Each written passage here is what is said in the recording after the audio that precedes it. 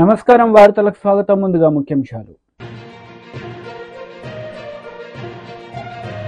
మంత్రి Sridhar Babu press meet, పలు అంశాలపై వివరణ. మాజీ మంత్రి కేటీఆర్ ప్రెస్ మీట్, ఇరు పార్టీలపై ఫైర్.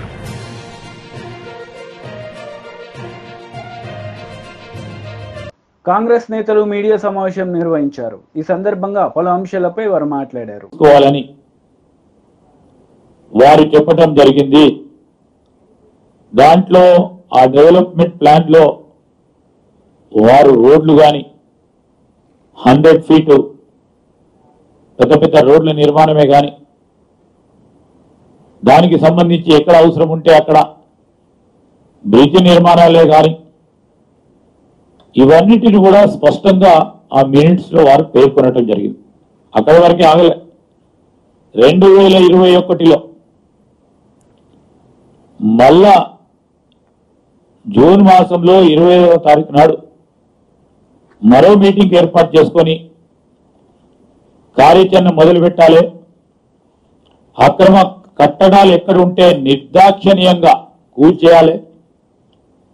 ఆ క్రమంలో మీరు ఈరోజు ఎన్యూమరేషన్ చేసిన తరుణంలో వారందరికీ కూడా ఏ విధమైన R&R పాలసీ ఇవ్వాలనో ఖచ్చితమైన టైం ఫ్రేమ్వర్క్ లో మనం చేయాలని వారు స్పష్టంగా ఆదేశాలు ఇవ్వటం జరిగింది.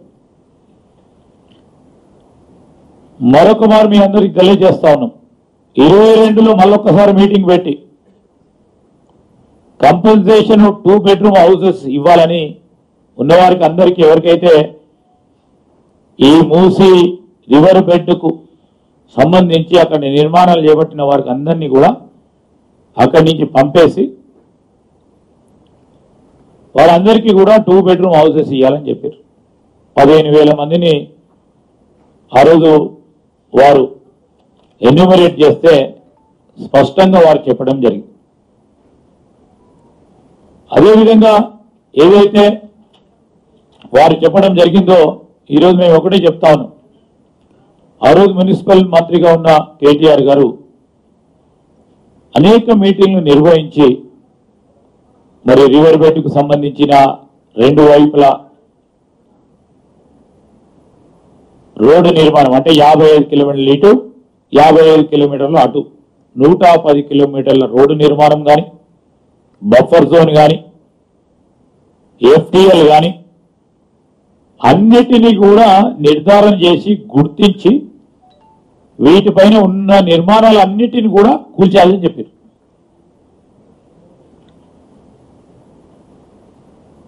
వారి స్ట్రాటజీ పరంగా ఈరోజు ఒక మాట వార్ ఫ్రంట్ లో అంటే యుద్ధ ప్రతిపాదిక మీద అక్రమాలను తొలగించాలని స్పష్టంగా చెప్పింది. అది కూడా అనేక పత్రికల్లో కూడా ప్రచురణ కావడం కూడా జరిగింది.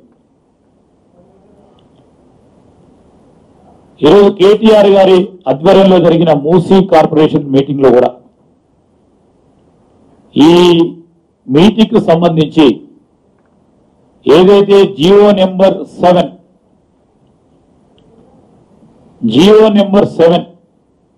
2016లో ఒక జియో ఇవ్వటం జరిగింది. ఆ జియోలో ఏమన్నారు, రివర్ బెడ్ బౌండరీకి సంబంధించి 500 మీటర్లను బఫర్ జోన్ గా గుర్తించాలని మేము చెప్పింది కాదు. ఈ జియో 50 మీటర్లను బఫర్ జోన్ గా నిర్ధారించాలని బీఆర్ఎస్ పార్టీ ప్రభుత్వంలో ఈ జియో తీయటం జరిగింది. మేము జియోని ఏది చేంజ్ చేయాలి. ఇప్పటి వరకు ఆ జియో పరంగానే ముందుకు నడుస్తా ఉన్నాం. Revenue irrigation YCP leader media సమావేశం నిర్వహించారు. ఈ సందర్భంగా పలు అంశాలపై ఆయన మాట్లాడారు. హిందూ లోకానికి ప్రత్యేకించి చంద్రబాబు నాయుడు గారు బేషరత్తుగా క్షమాపణ చెప్పాలని ఈ సందర్భంగా తెలియపరుస్తారు. ఇంకా దీనికన్నా మనం 3వ తారీఖు తర్వాత ఖచ్చితంగా ఈ అన్ని అంశాల గురించి మాట్లాడదాం. ఇప్పుడు ప్రధానమైన అంశము పోలవరం ప్రాజెక్టు. ఏదైతే కొత్తగా ఏర్పాటైన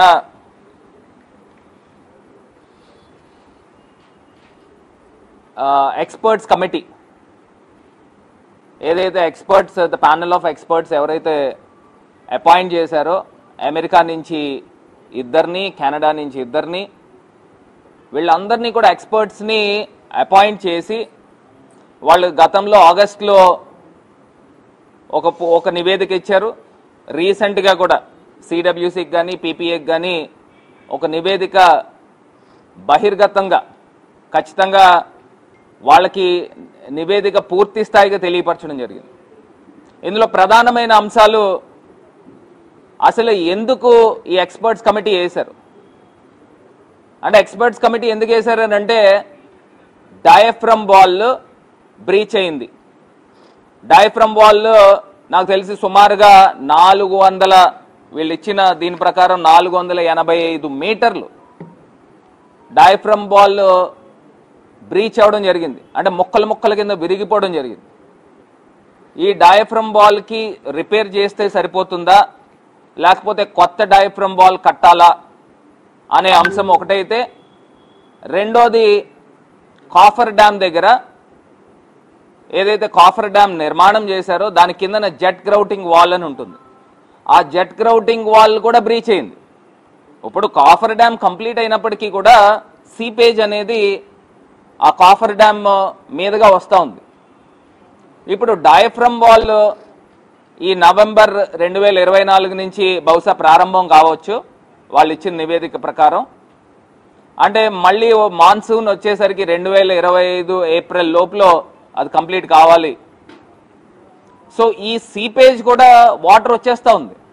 ఒక పక్కనేమో ఈ వాటర్ని అంతా కూడా పంప్ అవుట్ చేయాలి. ఇప్పుడు ఈ డయాఫ్రమ్ వాల్ పాత ప్లేస్లో ఉన్నదాన్ని ఇంకొంచెం ముందుకు తీసుకుని వచ్చి కొత్త డయాఫ్రమ్ వాల్ కట్టే కార్యక్రమం చేయాలి. దానిపైన ECRF dam, earth cum rock fill dam నిర్మాణం చేయాలి.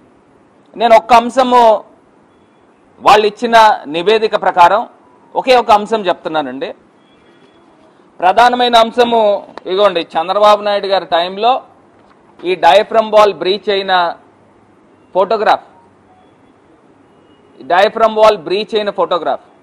ఇది డయాఫ్రమ్ వాల్ ఏ రకంగా ముక్కలు అయిన సందర్భం మనకు కనబడుతుంది. దీన్నే కొంత జూమ్ ఇన్ చేస్తే ఇది ఈ రకమైన పొజిషన్లో డయాఫ్రమ్ వాల్. ఇంత అనర్థాలకి కారణం ఎవరు అని అడుగుతా ఉన్నా. చంద్రబాబు నాయుడు గారు కాదా, తెలుగుదేశం ప్రభుత్వం కాదా అని అడుగుతా ఉన్నా. ఒక అంశం అండి నేను చెప్పాలనుకున్నది, ఈ ఎక్స్పర్ట్స్ కమిటీ వేశారు. వాటర్ అనేది పోలవరం ప్రాజెక్ట్ థంబ్ రూల్స్ చెప్తున్నాం, అందరికీ తెలిసిందే. మళ్ళీ ఒకసారి మళ్ళీ ఇది విడమర్చి తెలియపరుస్తాను. ఒకటి, నదిని మనం డైవర్ట్ చేస్తున్నాం. మనం నదిని డైవర్ట్ చేసేటప్పుడు ఏదైతే ఫస్ట్ వీళ్ళు చేయాల్సిన కార్యక్రమం ఏంటంటే అప్రోచ్ ఛానల్ కట్టాలి. అప్రోచ్ ఛానల్ తర్వాత స్పిల్ వే కట్టాలి. స్పిల్ వే కట్టిన తర్వాత హైడ్రాలిక్ గేట్స్ అమర్చాలి. దాని తర్వాత స్పిల్ ఛానల్ అంటే అప్రోచ్ ఛానల్ మీదుగా వాటర్ వచ్చి ఆ వాటర్ ఏమో స్పిల్ వే మీదుగా హైడ్రాలిక్ గేట్స్ లోంచి వచ్చిన తర్వాత స్పిల్ ఛానల్ మీదుగా నీరు వెళ్ళాలి. దాన్ని నదిని డైవర్ట్ చేయాలి అని అంటే కాఫర్ డ్యామ్ కట్టాలి. ఇది అంశం. ఫస్ట్ ఏదైతే ఈ స్పిల్ ఛానల్ హైడ్రాలిక్ గేట్స్ అమర్చిన తర్వాత అప్పుడు కాఫర్ డ్యామ్ ని కట్టాలి. బీజేపీ లీడర్ మీడియా సమావేశం నిర్వహించారు. ఈ సందర్భంగా పలు అంశాలపై ఆయన మాట్లాడారు. ఒక అక్కకి చెల్లెకి, ఒక తల్లికి మధ్యలో ఉండాల్సినటువంటి వ్యత్యాసాన్ని కూడా కనీసం గమనించలేనంత సంస్కారహీనంగా మాట్లాడుతున్నటువంటి సంస్కారహీనులకి అక్క అని నోరార పిలిచి దుబ్బాక నియోజకవర్గానికి కళ్యాణ లక్ష్మి షాదీ ముబారక్ చెక్కులు పంపిణీ చేయడానికి జిల్లా ఇన్ఛార్జి మంత్రి హోదాలో మొట్టమొదటిసారి వారు దుబ్బాకకు రావడం జరిగింది. గతంలో నేను ఆ నియోజకవర్గం నుంచి ప్రాతినిధ్యం వహించిన శాసనసభ్యునిగా దుబ్బాకలో ఉండేటువంటి చేనేత కార్మికుల సమస్యల గురించి పూర్తిగా అవగాహన ఉన్నటువంటి వ్యక్తిగా ఎక్కడికి పోయినా ఏ నాయకుడిని కలిసినా ఎవరిని కలిసినా చేనేత కార్మికుల సమస్యలు పరిష్కారం కావాలనేటువంటి ఒక మంచి లక్ష్యంతో ఆఖరికి నేను ఈ దేశ ప్రధానిని కలిసిన రోజు కూడా మెదక్ పార్లమెంట్ సభ్యుడిగా నేను దేశ ప్రధాని కేసుని కూడా నూలుపోగులు ఇట్లాంటి సేమ్ కొండా సురేఖ గారికి వేసినట్లాంటి నూలుపోగుల దండనే వేసి చేనేత కార్మికుల సమస్య జిల్లా ఇన్ఛార్జి మంత్రి హోదాలో శ్రీమతి కొండా సురేఖ గారు దుబ్బాక శాసనసభ నియోజకవర్గానికి నేను ఎంపీగా గెలిచిన తర్వాత వారు మంత్రి అయిన తర్వాత మొట్టమొదటిసారి వస్తుంటే అక్క వేయొచ్చా అని అడిగి అక్క మీ సామాజిక వర్గానికి సంబంధించినటువంటి సమస్యలు నేతన్నల సమస్యలు ఆ కుటుంబంలో నుంచి వచ్చినటువంటి అక్కవు కాబట్టి దయించి మా దుబ్బాక నేతన్నల సమస్యలు పరిష్కారం చేయక అని అడిగి ఒక అక్కకు తమ్ముడిగా వారికి నేను ఈ నూలు పోగుల దండేస్తే దానికి కూడా ఇంత సంస్కార విహీనంగా మాట్లాడుతూ నోటికి వచ్చినటువంటి మాటలు పెడుతూ ఇష్టారాజ్యంగా బిహేవ్ చేయడం అనేది బాధాకరం. ఒక సోదరిగా వారికి జరిగినటువంటి ఇబ్బందికరమైనటువంటి పరిస్థితుల పట్ల 100% విచారం వ్యక్తం చేస్తూ తమ్ముడిగా తప్పకుండా మీకు జరిగినటువంటి అన్యాయం పట్ల ఒక వకీలుగా 100% మీ తరఫున నిలబడతాను. చట్ట ప్రకారం వీళ్ళందరి మీద కూడా కేసులు రిజిస్టర్ చేసి పెట్టింది ఎవరు? ఎంఆర్ అనేటువంటి పేరు మీద పెట్టినారు. దాని పేరేముంది? భారత రాష్ట్ర సమితి. ఫోటోలు ఎవరి ఉన్నాయి? చంద్రశేఖరరావు గారి, హరీష్ రావు గారి ఉన్నాయి. 2 అక్షరాలు ట్వీట్ చేసి హరీష్ రావు గారి చేతులు తెలుసుకోవడం కాదు. మీ ఫోటోని డీపీగా పెట్టుకున్నారు. మీ ప్రమేయం లేకుండానే మీ ఫోటోని డీపీగా పెట్టుకుంటారా? కింద వచ్చిన కామెంట్లలో కూడా మెజారిటీ కామెంట్లలో మీ ఫోటోనే వాళ్ళు డీపీగా పెట్టుకొని చేస్తున్నారు. నిజంగా హరీష్ రావు గారికి ఈ విషయంలో చెప్పేసి అంటే జరిగింది పొరపాటుని హరీష్ రావు గారు భావిస్తే వాళ్ళ సోషల్ మీడియా మీద హరీష్ రావు గారికి నియంత్రణ ఉంటే తీసుకొని వాళ్ళని పోలీస్ స్టేషన్లో అప్పచెప్పుంది. మీ పార్టీ నుంచి ఎక్స్ప్లెయిన్ చేయండి, మేము జీతం ఇస్తలేమో అని చెప్పుండ్రి. ఈ ఫేస్బుక్ పేజీ మాది కాదు, లేదా ఈ ట్విట్టర్ అకౌంట్ మాది కాదు అని చెప్పండి. ఈ తప్పు చేసిన ఆయన నా ఫోటో తప్పుగా వాడుకుంటున్నాడు, అతని మీద కేసు పెట్టండి, మీరు కూడా కంప్లైంట్ ఇవ్వండి. కాకపోతే మీ పెయిడ్ ఇన్స్టిట్యూట్ కాకపోతే, మీ వల్ల పొరపాటు జరగకపోతే, మీ ఫోటో వాడుకుంటున్నాడు కాబట్టి, మీ ఫోటో వాడుకొని తప్పుడు పోస్టులు పెడుతున్నాడు కాబట్టి, మీ ఫోటో బాధ్యత కనబడుతుంది కాబట్టి ఇక్కడ, అందుకని దయచేసి మీరు కూడా కంప్లైంట్ ఇవ్వండి. లేదు అతన్ని మీ పార్టీ నుంచి సస్పెండ్ చేయండి. ఈ ట్విట్టర్ అకౌంట్లో ఇతర పార్టీలని మీరు ఇష్టారాజ్యంగా బూతులు వాడడానికి ఈ ట్విట్టర్ అకౌంట్ని వేదికగా వాడుకుంటున్నారు. చాలా సంవత్సరాలు మంత్రిగా పనిచేశారు, సీనియర్ పొలిటీషియన్ అని చెప్పుకుంటారు. హరీష్ రావు గారు ఇది మీకు తగదు, దయచేసి మీరు ఇట్లాంటి తప్పుడు పనులు చేస్తున్నటువంటి వ్యక్తుల్ని ఎంకరేజ్ చేయొద్దు అని చెప్పి నేను చాలా స్పష్టంగా కోరుతా ఉన్నాను. నేను ఎమ్మెల్యేగా గెలిచిన తర్వాత మీరు జిల్లా ఇన్ఛార్జి మంత్రిగా దుబ్బాకలో ఉండేటువంటి 100 పడకల ఆసుపత్రికి ఒక రోడ్ ఇనాగ్రేషన్కి వస్తే ఆ రోజు కూడా నేను మీకు శాలువా స్వాగతించినాను. మొట్టమొదటిసారి మీరు మంత్రి హోదాలో మా దుబ్బాకకు వస్తే, ఈ రోజు కూడా మొట్టమొదటిసారి జిల్లా ఇన్ఛార్జి మంత్రి హోదాలో శ్రీమతి కొండా సురేఖ గారు జిల్లాకు వస్తే నేను స్వాగతం పలకడానికి అని చెప్పి వారి సామాజిక వర్గానికి సంబంధించి సమస్యల హారాన్ని వారి మెడలో వేస్తే ఇంత కుత్సితమైనటువంటి మనస్తత్వంతో, ఇంత చిల్లరమైనటువంటి ఉద్దేశంతో, దీంట్లో ఎక్కడ కూడా తప్పుడు స్కోప్ లేకుండా ఇచ్చినటువంటి దీన్ని ఇంత దుర్మార్గంగా ప్రచారం చేస్తున్నటువంటి వాళ్ళకి ఒకసారి దయచేసి నేను టీఆర్ఎస్ పార్టీకి, కేటీఆర్కు, హరీష్కి మళ్ళీ చెప్తా ఉన్నాను. మీరు కింద పెట్టినటువంటి కామెంట్స్ చూస్తే ఇందులో రకరకాల కేసీఆర్ ఫ్యాన్, మోహన కృష్ణ, సౌత్ పా, తాళ్లపల్లి, ఇట్లా మీరు పెట్టినటువంటి కామెంట్స్ అన్ని చూస్తే సభ్య సమాజం సిగ్గుతో తలదించుకునేలాంటి కామెంట్స్ పెట్టినారు. కాబట్టి బీఆర్ఎస్ లీడర్ మీడియా సమావేశం నిర్వహించారు. ఈ సందర్భంగా పలు అంశాలపై ఆయన మాట్లాడారు. అక్కడి నుంచి మా ముషీరాబాద్ ఎమ్మెల్యే గారింటికి పోవాలి కాబట్టి శివం రోడ్లో వచ్చి దుర్గాబాయి దేశ్ముఖ్ హాస్పిటల్ ముందు టర్న్ తీసుకొని అక్కడి నుంచి అశోక్ నగర్కి వెళ్ళాలి, ఆర్టీసీ క్రాస్ రోడ్స్ నుండి. మరి ఆ సమయంలో అక్కడ గోల్నకలో బయలుదేరి ఇక్కడికి వచ్చే సమయానికి దాదాపు 50-60 మంది కాంగ్రెస్ గుండాలు కర్రలు, రాడ్లు పట్టుకొని, మానాయుధాలు పట్టుకొని సిద్ధంగా ఉండటం, సిగ్నల్ ఆపేయటం. సిగ్నలింగ్ వ్యవస్థ అనేది పోలీసుల చేతిలో ఉంటుంది, ట్రాఫిక్ పోలీస్ చేతిలో ఉంటుంది. సిగ్నల్ కూడా ఆపి, అంటే వీళ్ళు గుండాలు మా కార్ల దగ్గరికి చేరుకోవడానికి కొంత సమయం పడుతుంది కాబట్టి సిగ్నల్ ఆపి ట్రాఫిక్ జామ్ చేసి ఒక పథకం ప్రకారం కేటీఆర్ గారి కాన్వాయ్ పైన దాడి చేసిండ్రు. దాడి చేయడమే కాదు, ఎంత ఇంటెన్షన్గా చేసిండ్రు అనే దానికి హైదరాబాద్ సిపి గారు, డీజీపీ గారు వీడియోలు ఉన్నాయి, చూసుకోండి. కేటీఆర్ గారి కారు పైకి ఎక్కి ఒక రౌడీ ఏ రకంగా విధ్వంసం చేయడానికి అద్దాలు కొట్టడానికి ప్రయత్నం చేసిండో, దాడి చేయడానికి ప్రయత్నం చేసిండో కేటీఆర్ గారి పైన స్పష్టంగా కనబడుతుంది. అంతేకాదు కేటీఆర్ గారికి రక్షణగా ఉన్న బీఆర్ఎస్ పార్టీ కార్యకర్తల పైన విచక్షణారహితంగా దాడి చేసిండ్రు. ఇద్దరు ముగ్గురికి తీవ్రమైన గాయాలు తగిలినాయి.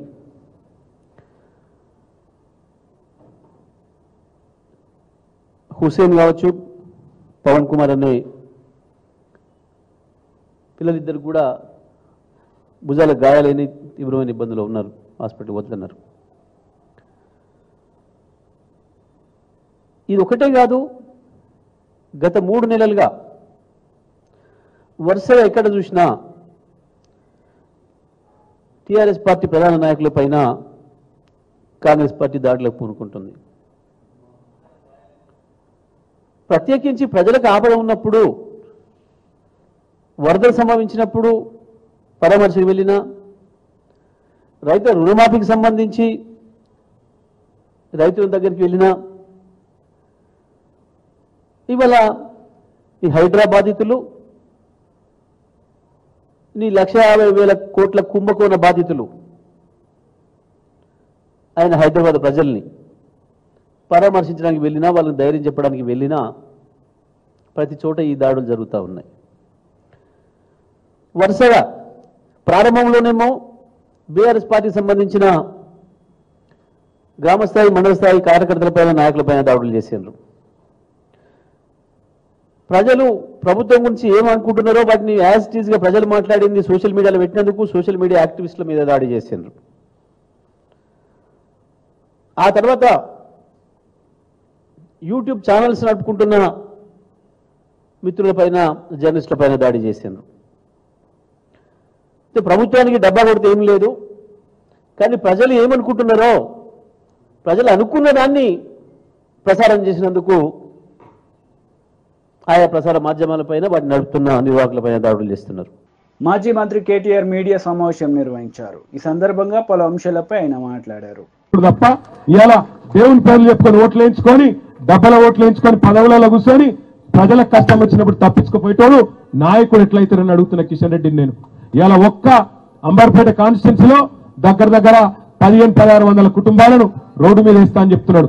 నేను వెంకటేశ్వర చెప్తున్నా, బయటికి చెప్పే లెక్కలు వేరున్నాయి, లోపల లెక్కలు వేరే అలాగే ఉన్నాయి. బయటికి ప్రభుత్వం చెప్తుంది దగ్గర 18,000-20,000 మంది పోతారని చెప్తుంది, కానీ లోపల లెక్కలు వేరే ఉన్నాయి. దగ్గర 40,000 మందిని, 40,000 కుటుంబాలను, అంటే దాదాపు 1,50,000-2 లక్షల మందిని రోడ్ల మీద వారేసే ప్రయత్నం ఈ మూసీ ప్రాజెక్టు. ఎవడు అడిగిండి అసలు నేను మూసీ ప్రాజెక్టు చేయమని? గరీబులకు 2,500 ఇస్తాను, అది ఈమని అడుగుతున్నారు. మాకు బతుకమ్మ చీరకు కేసీఆర్ ఉన్నప్పుడు చీర పెడుతుండే, నువ్వు 2 చీరలు పెట్టి నేను కాదన్నాడు ఎవడన్నా? రంజాన్ కు కేసీఆర్ ఉన్నప్పుడు తోఫా వస్తుండే గరీబులకు, ఇప్పుడు అది కూడా దిక్కులేదు. క్రిస్మస్ కు కానుక వస్తుండే, అది దిక్కులేదు. సర్కార్ దవాఖాన కాన్పుకోతే కేసీఆర్ కిట్ ఉంటుండే, అందులో అన్ని సౌలతులు ఉంటుండే, ఇప్పుడు అది కూడా బంద్ అయింది. ఒకటి కాదు, బతుకమ్మ చీరలు వచ్చినాయని అడుగుతుండు సీనన్న. ఇదివరకు మంచిగానే ఉన్నాయి చీరలు, బాగాలేకుండా బాగానే ఉన్నానా? ఇప్పుడు సీరియల్ లేదు, రైతులేదా? రేవంత్ రెడ్డిని నమ్ముకుంటే 5 పోతాయి ఆయన గంటలు అంగవాడు. నేను మిమ్మల్ని అడిగేది ఒక్కటే, గరీబులకు పని చేయమని గద్దెనెక్కిస్తే గద్దెలెక్క అయ్యాల గరీబుల ఇల్లు కూడా కొడతా, నేను మిమ్మల్ని ఖతం చేస్తా, మిమ్మల్ని రోడ్డు మీద వాడేస్తా అంటే చూసుకుంటా ఊకునేందుకు మేము ఇవ్వాలని కూడా సిద్ధంగా లేము. మీతో పాటు భుజం కలిపి మేమే ఇక్కడికి వచ్చి అడ్డుకుంటామనే మాట కూడా నేను విజ్ఞప్తి చేస్తా ఉన్నా. దయచేసి మీరు ఐకమత్యంగా ఉండండి. మీరు వాట్సాప్ గ్రూపులు పెట్టుకోండి. ఇక మా తమ్ముళ్ళు చాలా మంది ఇట్లా ఫోన్లు పట్టుకొని ఉంటారు, ఆడబోతాడా అన్నా సెల్ఫీ అంటారు. అరే సెల్ఫీలు మళ్ళీ దిగుదాం కానీ ముందు వాట్సాప్ గ్రూపులు కట్టండి. గ్రూపులు కట్టి ఒక్కళ్ళింటి మీదకి వస్తే ఒక బటన్ ఒత్తితే అందరు ఊరుకొచ్చేటట్టు మంచిగా తయారు కానీ ఎక్కడో అక్కడ. ఎందుకంటే ఎప్పుడు వస్తారో ఎరికే, నాకెరికే, మీకెరికే. అందరూ పనికి పోయినప్పుడు, ఇళ్లలో ఎవరు లేనప్పుడు పోలీసులను 500-600 మందిని పెట్టుకొని ఇష్టం వచ్చినట్టు వస్తారు. వచ్చినప్పుడే మనం కనుక ఐకమత్యంగా ఉండి గట్టిగా నిలబడి ఏం సంగతి అని అడగాలి. నేను ఇంకొక మాట కూడా మీకు ఆలోచించమని కోరుతున్నాను. ఇప్పుడు నరేంద్ర మోడీ ఉన్నాడు ప్రధానమంత్రి, ఆయన ఎక్కడెక్కడ ఉత్తర భారతదేశంలో అదేంటది గంగా నది మీద ఒక ప్రాజెక్టు తీసుకున్నాడు. గంగాను శుద్ధి చేయాలనేది ప్రాజెక్టు తీసుకున్నాడు. 2,400 కిలోమీటర్ల పొడవు ఆ ప్రాజెక్టు. 2,400 కిలోమీటర్ల పొడవు మీద నమామి గంగా అనే ప్రాజెక్టు తీసుకున్నాడు. దానికి మోడీ సర్కార్ ఇప్పటిదాకా ఖర్చు పెట్టింది 20,000 కోట్లు. 20,000 కోట్లు 2,400 కిలోమీటర్లు. కానీ రేవంత్ రెడ్డి ఎంత గొప్పోడు ఎరికేనా? మూసి మొత్తం ప్రాజెక్టు 55 కిలోమీటర్లట. ఏడ ఆడికెళ్ళి మంచిరేవుల కాడికెళ్ళి ఇక్కడ కింద నాగోల్ దాకా ప్రతాప సింగవరం దాకా 2,400 కిలోమీటర్ల గంగకేమో 20,000 కోట్లట. కానీ రేవంత్ రెడ్డి ఎంత గొప్పోడంటే 55 కిలోమీటర్ల మూసీకేమో 1,50,000 కోట్లు ఖర్చు అవుతుందట. 1,50,000 కోట్లు. మరి మన ప్రభుత్వంలో ఉన్నప్పుడు మనం కూడా ఒక దశలా ఆలోచన చేసినాం. జర వెనకకెళ్ళి ఉర్రకుర్రవి.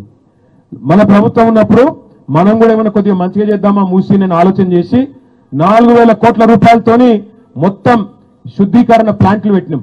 మీ అంబర్పేటలో కూడా 300 MLDల ప్లాంట్ పెట్టినాం ఒకటి.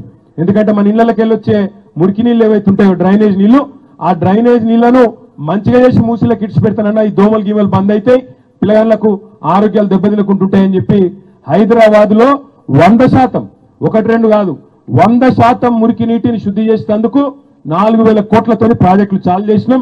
దగ్గర పడ్డాయి, అయిపోయినాయి. మీ అంబర్పేటలో ఎస్టీపీ కూడా 300 MLD ఎస్టీపీ పూర్తి చేసినాం. అంటే శుద్ధి చేసే పని పూర్తి చేసినాం. దాంతోపాటు ఇంకొక పని చేసినాం. మూసీ మీద మీ సౌలత్ కోసం అప్పుడప్పుడు మూసారం బాగా మునుగుతుండే, అందుకే ఏం చేసినాం, హై లెవెల్ బ్రిడ్జులు 15 బ్రిడ్జులు మంజూరు చేసినాం 545 కోట్లతో. అట్లా ప్రజల కోసం ఆలోచన చేసినాం.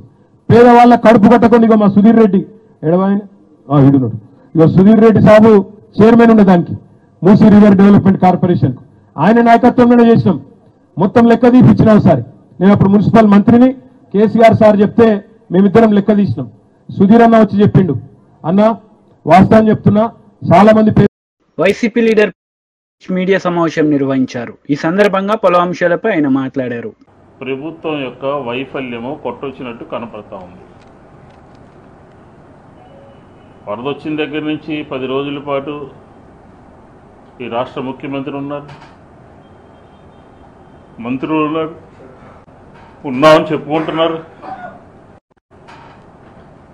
రకరకాలుగా డివిజన్కి సచివాలయానికి బాధ్యులను పెట్టారు. ఎందుకుని ఎన్యూమరేషన్ చేయటంలో ప్రభుత్వము వైఫల్యం చెందిందో విఫలం చెందిందని చెప్పని ప్రజలకి చెప్పాల్సినటువంటి అవసరం ఉంది. చాలా గొప్పగా రాష్ట్రంలోనే తొలిసారి ఇంత పెద్ద ఎత్తున నగదు బదిలీ చేస్తున్నాము, ఇంత పెద్ద ఎత్తున పరిహారాన్ని అందిస్తున్నాము అని చెప్పారంట. అంటే అంతా మాటల్లోనేనా? చేతల్లో కూడా జరగాల్సినటువంటి అవసరం ఉన్నది కదా. ఎందుకంటున్నామంటే చాలామందికి ఈ నగదు బదిలీ పేరు మీద డబ్బులు వేసాము, 600 కోట్లలో 97% నగదు బదిలీ అయిపోయిందని చెప్తున్నారు. నగదు బదిలీ అవటం కాదు, అవకతవకలు జరిగినాయి. మీ అధికార యంత్రాంగము క్షేత్రస్థాయిలో అనేక అవకతవకలకు పాల్పడ్డారు. ఆధారాలతో సహా అధికారులకు చెప్పాం. అది అవకతవకలు పాల్పడటమే కాదు, చిత్తశుద్ధిగా క్షేత్రస్థాయిలో అధికార యంత్రాంగం పనిచేయలేదు. మీరేమో తొలిసారిగా నగదు బదిలీ చేశాము అని అంటున్నారు, 97% పూర్తి చేశామంటున్నారు. 22,000 మందికి మాత్రమే మేము ఇంకా వెయ్యాలి అని అంటున్నారు. నెల రోజులైతే ప్రభుత్వము సక్రమంగా పనిచేస్తే, పరిపాలనా వ్యవస్థ సక్రమంగా ఉంటే బ్యాంకుల్లో ఇబ్బందులు ఎందుకు ఎదురవుతాయి? ఎన్యూమరేషన్లో ఇబ్బందులు ఎందుకు ఎదురవుతాయి? గ్రౌండ్ ఫ్లోర్లో ఉన్నటువంటి వాళ్ళకి పేరుంటే డబ్బులు పడట్లేదు, ఫస్ట్ ఫ్లోర్లో ఉన్నటువంటి వారికి మీరు చెప్పినట్టు 10,000 రూపాయలు అంటే వెహికల్ కోసం 3,000 రూపాయలు పడతా ఉన్నాయి. ఎందుకు ఈ అసమానతలు, ఎందుకు ఈ అవకతవకలు, ఎందుకు లోపాలు ఎందుకు ఉన్నాయి అని చెప్పని వైఎస్ఆర్ కాంగ్రెస్ పార్టీ పదే పదే అడుగుతూ ఉంది. ఎందుకు అడుగుతున్నామంటే మా పరిపాలనలో సచివాలయ వ్యవస్థ ద్వారా వాలంటీర్ల ద్వారా బ్రహ్మాండంగా పరిపాలన చేశాము. జగన్మోహన్ రెడ్డి గారి నాయకత్వంలో 2,71,00,000 రూపాయలు నగదు బదిలీ అయిపోయింది. ఎక్కడ కూడా చిన్న అవాంతరం లేకుండా మమ్మల్ని చూసి పక్క రాష్ట్రాలు కూడా ఈ మోడల్ని చెయ్యాలి అని అనుకుంటున్నారు. వరదల్లో నగదు బదిలీ తొలిసారి కాదండి. మా ప్రభుత్వం నవరత్నాలు అంతా కూడా 2,71,70,000 రూపాయలంతా కూడా నగదు బదిలీ చేశాము. 600 కోట్ల రూపాయలు నగదు బదిలీ చేయడానికి కలెక్టర్ ఆఫీస్ చుట్టూ ప్రజలందరూ కూడా తిరుగుతున్నారు అంటే, గుంపులు గుంపులుగా వస్తున్నారంటే, వారికి డబ్బులు పడలేదని ఆవేదన చెందుతున్నారంటే పరిపాలన ఎలా ఉందో ఒకసారి మీరు గుర్తు చేసుకోవాలి చంద్రబాబు నాయుడు గారు అని చెప్పని ఈ సందర్భంగా చెప్తా ఉన్నాం. మేం కాదు చెప్పడం, మేము కాదు, మా పరిపాలన గురించి మేం కాదు. చూడండి ఎలా సామాన్య ప్రజలు చెప్తా ఉన్నారు.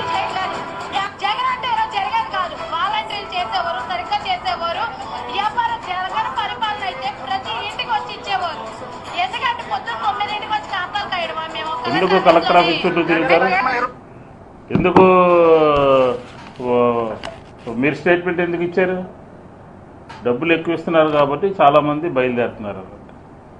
మీ అధికారులు స్టేట్మెంట్ ఇచ్చారు.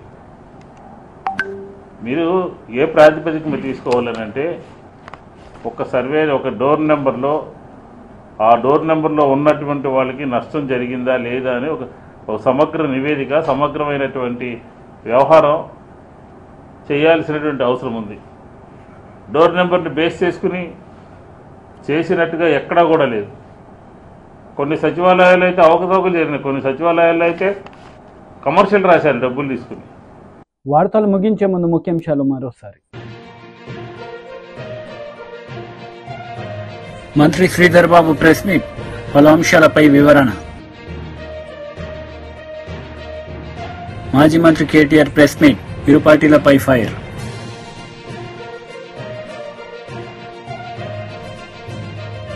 ఈ వార్తలు ఇంతటితో సమాప్తం. తిరిగి ప్రసారమయ్యే వార్తలు మళ్ళీ కలుద్దాం. అంతవరకు సెలవు. నమస్తే.